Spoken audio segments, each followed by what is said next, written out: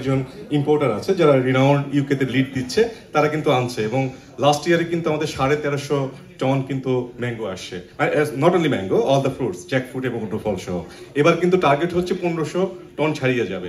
আমি একটা ইনফরমেশন দিতে চাই, মাননীয় হাই কমিশনার স্যার কিন্তু লাস্ট উইকে আমাদের কৃষি সচিবের স্যারের সাথে কথা বলেছে, যে 3টা পয়েন্ট আপনারা বলেছেন। ফার্স্ট ওয়ান, যে আমরা 10 লক্ষ আমাদের ব্রিটিশ বাঙালিদেরকে আমরা মৌসুমী ফল খাওয়াতে চাই। ফর দ্যাট রিজন এখানকার ব্যবসায়ীরা যদি কোনো ফল মেলা উদ্যোগ করে তাহলে বাংলাদেশ হাই কমিশন অ্যাক্টিভলি এখানে ওনাদেরকে হেল্প করবে। কি হেল্পগুলো করবে? বাংলাদেশ ইন থেকে প্যাকেজিং, বাংলাদেশ ইন থেকে ট্রান্সপোর্টেশন অ্যান্ড ফ্রেড চার্জ। আপনারা জানেন বিকজ অফ এটা হচ্ছে পেরিশেবল আইটেমস।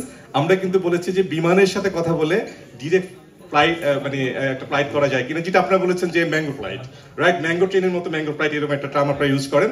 আমরা কিন্তু মাননীয় হাই কমিশনার স্যার সচিব স্যারের কাছে রিকোয়েস্ট করেছে এবং প্যাকেজিং এর প্রতি খুব গুরুত্ব দিয়েছে। আমি একটা ইনফরমেশন দিয়ে রাখি, মাননীয় হাই কমিশনার স্যার হয়তো বলবেন, উনি কিন্তু বলেছেন যে প্যাকেজিংটা in compare to other countries যে প্যাকেজিং গুলো, কারণ হচ্ছে কি প্রথম দৃষ্টিনন্দন হতে হয় একটা প্রোডাক্ট যখন আমি কিনবো। It is true, right? আমি একটা ভালো প্যাকেট যদি কিনি, ভালো প্রোডাক্টও কিনবো।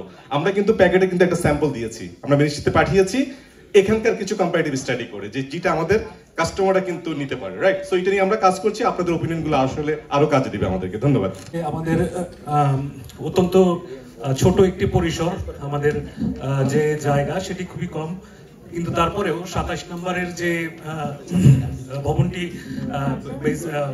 স্টেট লেভেলে যেটা ক্রয় করা হয়েছে সেখানে কনসুলার সার্ভিস দিয়ে যাচ্ছি এবং একই সাথে সেখানে আমরা আমাদের যারা বয়স্ক, যারা একটু ফ্রেইল, তাদেরকে কিন্তু আমরা এই সার্ভিসটা সেখান থেকে দিয়ে থাকি। তারপরে আমাদের ই পাসপোর্টের যে সেবা, সেই পাসপোর্টের সেবা আপনারা জানেন যে অ্যাপয়েন্টমেন্ট সিস্টেমে একটা দীর্ঘ সময় অপেক্ষা করতে হয়। তো সেই সময়টি যাতে কমে আসে সেই জন্য কিন্তু অ্যাপয়েন্টমেন্ট অনেক বাড়ানো হয়েছে। পূর্বে অ্যাপয়েন্টমেন্ট আমরা 90টা করে অ্যাড্রেস করতাম, তো এখন এটা বাংলাদেশ থেকে বাড়িয়ে দেওয়া হয়েছে 130 থেকে 140টা অ্যাপয়েন্টমেন্ট আছে এই পাসপোর্টের। যে কারণে আপনারা দেখবেন যে এখন যেটা প্রায় 2 মাসের মতো অপেক্ষাকাল ছিল এই পাসপোর্টের অ্যাপয়েন্টমেন্ট পাওয়ার জন্য, তো সেই অপেক্ষাকালটা কিন্তু এখন মোটামুটি 15 থেকে 3 সপ্তাহ এই সময়টা চলে এসেছে। মানে আপনি যদি আজকে একটু শুনেন, আপনারা আজকে যদি পাসপোর্ট অ্যাপ্লাই করতে বসেন তাহলে মোটামুটি আগামী মাসের মাঝামাঝি বা শেষের দিকে আপনারা অ্যাপয়েন্টমেন্ট পেয়ে যাবেন, যেটা মোটামুটি 2 মাসের মতো একটা অপেক্ষাকাল ছিল।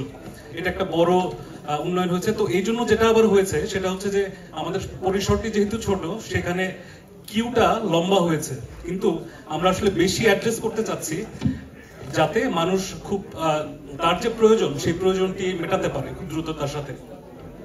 এখন এই কিউটা অ্যাড্রেস করতে গিয়ে আমাদের যেটা হচ্ছে, যেহেতু আমাদের ম্যান পাওয়ার একজনও বাড়েনি, বরং 1-2 জন আসলে বাংলাদেশে ফেরত চলে গেছে, তো আমাদের এইখানে একটা ট্রেড অফ হচ্ছে।